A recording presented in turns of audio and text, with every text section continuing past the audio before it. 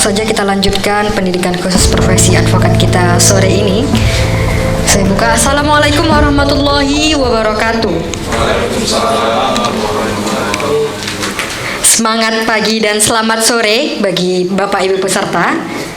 Nah, langsung saja sudah hadir di tengah-tengah kita pemateri yang akan membawakan tentang hukum acara pidana. Sebelumnya izinkan saya memperkenalkan biografi singkat dari pemateri kita. Yang pertama, nama lengkap adalah Ahmad Sofyan Hussein Rambe, agama Islam, tempat tanggal lahir di Pargarungan 1 Agustus tahun 1991. Pekerjaan advokat, alamat rumah Medan Denai, Kota Medan, Provinsi Sumatera Utara. Ponsel atau nomor handphone 0821 6690 0690. Nah, saya akan membacakan riwayat pendidikan. Menempuh rata S1 di Universitas Islam Sumatera Utara pada tahun 2013 dan menempuh magister di Universitas Sumatera Utara pada tahun 2016. Langsung saja untuk mempersingkat waktu, kami persilahkan kepada Bapak untuk memberikan materi. Hukum acara pidana ini adalah modal utama bagi seorang advokat. Modal utama, salah satu modal utama. Dan hukum acara lainnya sesuai nanti spesialisasi apa yang akan rekan-rekan tekuni ke depan nantinya. Ada yang mau tekuni hukum bisnis, maka hukum acara berkaitan dengan hukum bisnis pelajari dengan detail. Karena itu berkaitan dengan apakah kita mampu untuk menyampaikan secara spontanitas nantinya kepada orang-orang yang membutuhkan pendapat secara real time begitu. Itu modal utama bagi kita. Contoh dalam perjalanan, kalau seumpamanya perkara itu sudah kita dengar bisik-bisiknya terlebih dahulu, tentu bisa kita pelajari. Gitu. Tapi kalau seumpamanya dia secara real time datang, tiba-tiba mengetok pintu kantor kita, cerita tentang hukum bisnis seumpamanya, kita nggak menguasai, tentu itu menjadi poin minusnya bagi calon klien itu gitu. Makanya kita mau ngapain gitu, nanti dia cerita tentang permasalahan yang dia alami, lalu kita mau ngapain gitu. Nah, itu adanya di hukum acara gitu. Hukum acara apapun, perdata, pidana gitu. Tata usaha negara, Mahkamah Konstitusi mungkin tadi ya sudah dipelajari. Jadi kita bisa menyampaikan, contoh ada orang cerita tentang dia mau gugat ke Mahkamah Konstitusi, tapi kita nggak paham kewenangan Mahkamah Konstitusi itu apa gitu. Terus kita bilang, ya udah kita gugat, tapi di belakang ternyata bukan kewenangan Mahkamah Konstitusi umpamanya. Jadi makanya saya bilang tadi, modal utama bagi advokat nanti ke depan untuk bisa menjalani profesi ini dengan baik gitu. Apabila orang ditahan, maka tidak boleh melewati masa penahanan yang dia alami begitu. Sederhana dan biaya ringan. Dalam hukum acara tindak pidana, dalam hukum acara pidana tidak ada biaya. Biayanya itu ditanggung oleh negara.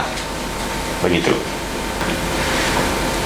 Pihak yang terlibat dalam hukum acara pidana, ada tersangka atau terdakwa dan hak-haknya. Hak-haknya ini berkaitan dengan setiap orang berhak untuk mendapatkan perlindungan hukum. Kalau ancamannya di atas 5 tahun harus didampingi oleh kuasa hukum. Kalau tidak, pidananya gugur. Begitu.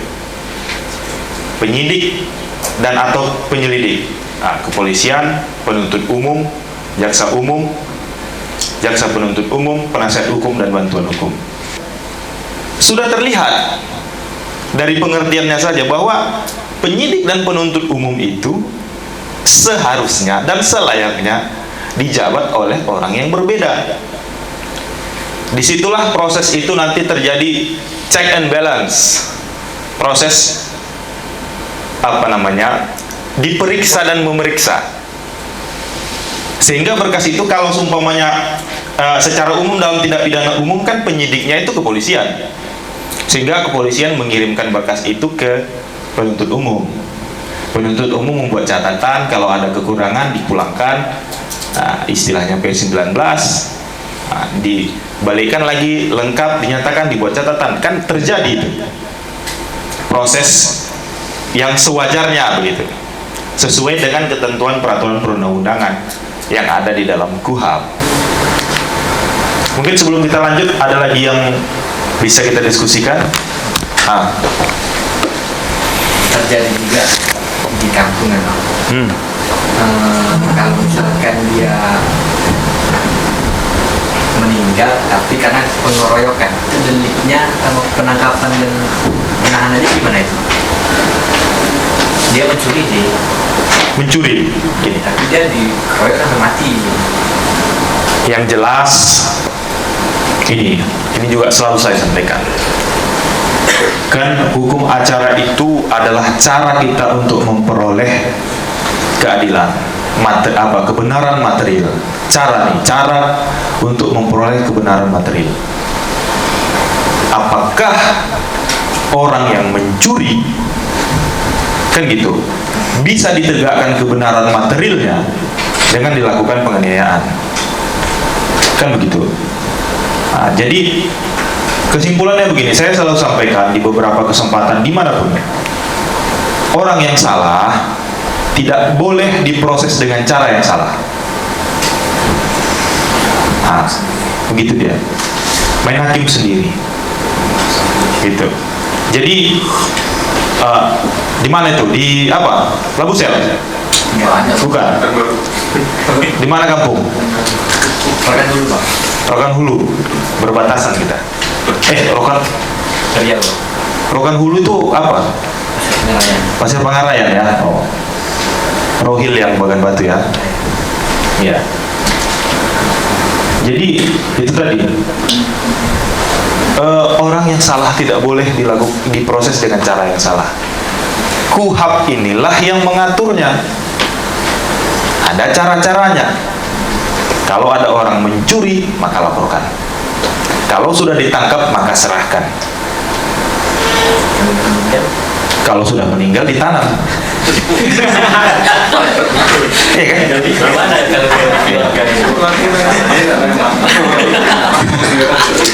Cuman, gini dia kan jadi dua tindak pidana jadinya. Pertama adalah pidana pencurian, tapi pidana pencuriannya telah gugur karena orangnya sudah meninggal. Tinggal satu tindak pidana lagi. Itu dia tadi. Makanya apalagi sekarang era digital seperti ini, nomor handphone itu sangat mempengaruhi kita. Contoh umpamanya, kita jangankan penyidik, kalau bagi yang sudah punya istri, disadap tuh nomor handphone, bisa tahu dia di mana. Jangankan penyidik, apalagi penyidik itu punya alat untuk mengetahui posisi secara real time, bukan hanya tangkapan BTS. Kalau kita kadang hanya tangkapan BTS, kita minta tolong sama penyidik, mereka cuma kasih sikit-sikitnya aja itu. Pengalaman abang sampai saat ini bisa menjadi pengacara, ada nggak bang di piring itu tidak pidana ringan itu sampai ke pengadilan bang? Yang kedua bang, dan yang ketiga teknik ataupun trik abang selama jadi pengacara menghadapi aparat penegak hukum selama mendampingi klien bang. Izin bang, terima kasih bang. Oke. Terkadang tergantung tingkat kesulitan dari perkara tersebut. Apakah perkara tersebut harus digelar secara eksternal atau tidak? Tapi kalau di internal kepolisian, contohnya, itu mereka selalu gelar perkara.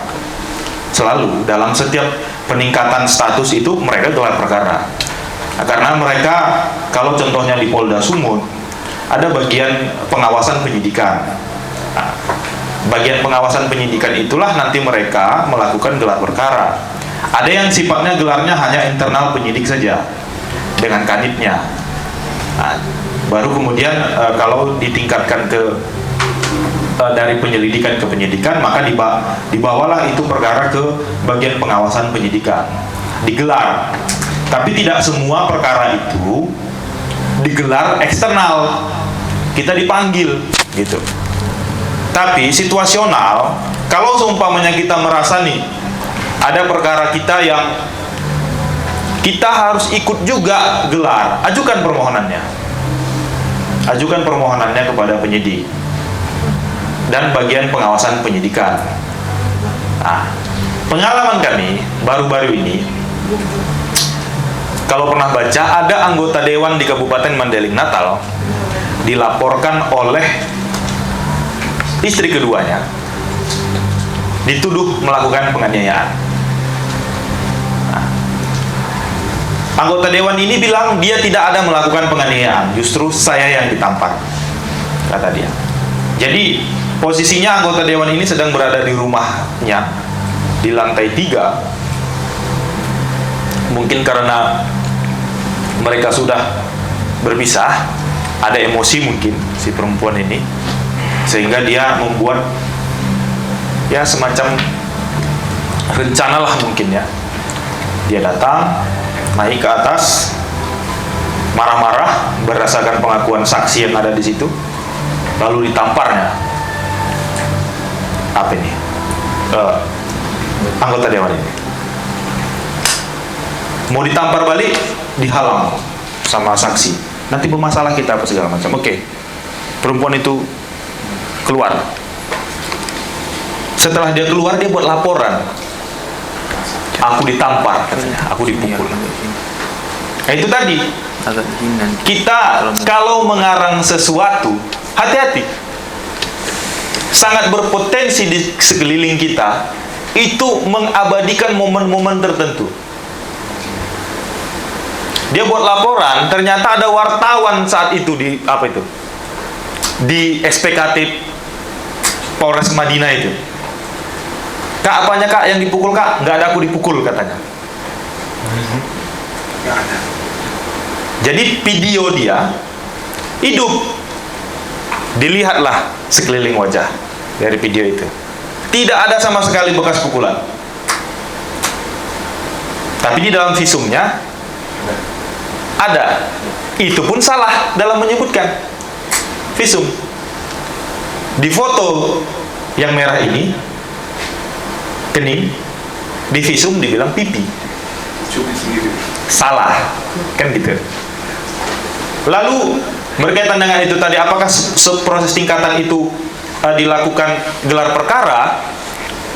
Kami merasa ada kejanggalan terhadap proses itu, karena klien kami ini ditetapkan sebagai tersangka di Polres Mandailing Natal. Kami minta perlindungan ke Polda Sumut untuk digelar di Polda Sumut. Dibukalah bukti-bukti. Akhir dari gelar perkara itu, Polda Sumut menyatakan prematur penetapan tersangka. Prematur. Yang pertama, saksi yang dihadirkan tidak berada di tempat, tapi ada sekitar 400 meter dari lokasi kejadian. Tapi dia bisa dapat foto. Pertanyaannya, orang yang 400 meter kawannya ini, apakah memang dari awal stay merekam kejadian itu? Tapi dipotong-potong, hanya pada bagian tertentu yang dilampirkan. Videonya nggak ada. Foto yang dipertunjukkan itu adalah hanya posisi tangan mengangkat begini. Apanya? Anggota dewan mengangkat begini. Itulah ditunjukkan sebagai bukti. Itu satu. Yang kedua, saksi yang ditunjukkan itu adalah saksi yang testimonium de auditu. Saksi yang tidak mendengar secara langsung, tidak merasakan secara langsung, tidak melihat. tapi berdasarkan cerita dari pelapor. Pertanyaannya, satu saksi bukan saksi, kan begitu. Apa itu dia? Sehingga apa namanya, gelar perkara itu dilakukan. Itu tadi yang saya bilang, gelar perkara itu tidak semua dilakukan eksternal, tapi ada internal, itu pasti selalu dilakukan gelar perkara. Sehingga hasil gelar perkara pengalaman kami itu, maka prosesnya di SP3, perkaranya di SP3. Lalu kemudian apa lagi tadi pertanyaannya? Lupa saya. Ya hilang. Trik, Hah? Bang. Trik. Gimana? Pengalaman abang, Sebenarnya kalau pengalaman ini begini, bersikaplah selayaknya kita sebagai pencari keadilan. Menguasai materi itu adalah salah satu kunci keberhasilan kita mendampingi klien kita nantinya. Jangan malas membaca. Itu satu, mutlak. Membaca itu membuka cakrawala berpikir kita, mempersiapkan kita menghadapi permasalahan-permasalahan yang mungkin terjadi. Jadi biasakan kalau ada orang yang konsultasi, mungkin kan saking banyaknya perkara kita case by case, tapi setiap ada orang konsultasi upayakan membaca. Jadi jangan kita cepat menyimpulkan perkara tertentu sebelum kita baca aturannya. Kami juga tidak menyarankan bahwa setiap orang itu harus menghafal setiap bunyi-bunyi pasal, tidak. Tapi memahami ketentuan-ketentuan hukum itu adalah sebuah keharusan, gitu. Jadi contoh, kalau kita menghadapi penyidik, ya bersikap sopan, bicara selayaknya dan sepatutnya. Yang terpenting itu adalah menjaga etika dan moral. Jadi kita juga harus menjaga etika kita. Janganlah menyerang-nyerang, menunjuk-nunjuk, seperti yang dilihat-lihat beberapa orang itu, sampai rekan-rekan sejawatnya juga diajak begaduh di pengadilan. Janganlah, jangan kayak gitulah. Iya, saling menghormati. Itu tadi. Jadi kalau materinya itu case by case, makanya kalau materinya yang dipertanyakan, maka kuasai materi tersebut. Kalau seumpamanya perkara tindak pidana, jangan lari dari unsur tindak pidana. Jadi kita itu dalam proses berperkara itu, seumpamanya nanti ada perkara tindak pidana korupsi seumpamanya, apa unsurnya setiap orang? Dengan melawan hukum, memperkaya diri sendiri, merugikan keuangan negara. Setiap unsur yang ada di dalam pasal-pasal tersebut harus kita bisa pahami dan menjadi batasan bagi kita untuk mengejar perkara itu, apakah memang layak dikenakan pasal tersebut kepada klien kita. Contoh seumpamanya dia hanya menjalankan perintah undang-undang, apakah dia layak untuk dijadikan tersangka seumpamanya? Ataupun kalau seumpamanya perkara itu memang ada tindak pidananya, apakah memang klien kita yang mempertanggungjawabkannya? Apakah tidak jabatan yang lain umpamanya? Makanya saya bilang pembuktian dalam tindak pidana itu tidak akan lari dari unsur-unsur yang terkandung di dalam setiap pasal yang didakwakan terhadap klien kita. Sebenarnya satu pesan, yaitu perbanyaklah membaca. Perbanyak membaca, karena sebenarnya aturan-aturan, baik tidak ada aturannya, kita bisa ambil konsep-konsep hukumnya, begitu. konsep-konsep hukum yang sepadan dengan perkara-perkara yang mungkin kita hadapi ke depan. Karena dengan membaca, terkadang kita, pengalaman saya, karena kita kadang suatu masa niat membaca dengan kadang waktu kita mau menyelesaikan perkara itu nggak kita temukan. Tapi karena kita niat mau mencari sesuatu, membaca, ada kita temukan. Kadang kita ada juga kesilapan dalam peraturan itu. Ternyata di aturan itu ada sebenarnya solusinya, tapi kita hilang. Sehingga itulah perlunya mereview ulang aturan-aturan yang ada, kita baca ulang. Ternyata oh ini aturannya gitu. Kadang kita hilap, terlewat. Mungkin karena pas kita baca ada yang telepon, jadi kita nggak menuntaskan itu gitu. Saya rasa demikian. Terima kasih waktu dan kesempatan yang sangat berharga ini.